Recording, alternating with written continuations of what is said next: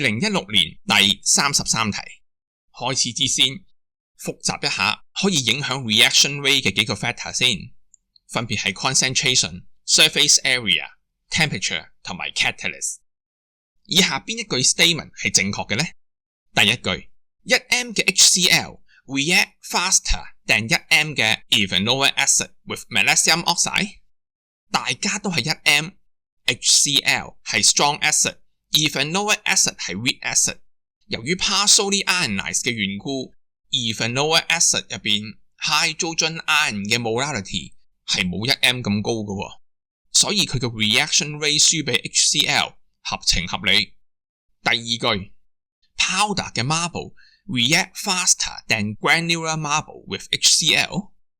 powder 狀嘅當然擁有大啲嘅 surface area， 所以 powder 嘅 marble react 得快啲，亦都係正常啊。第二句正確。第三句 H2O2 decompose faster with MnO2。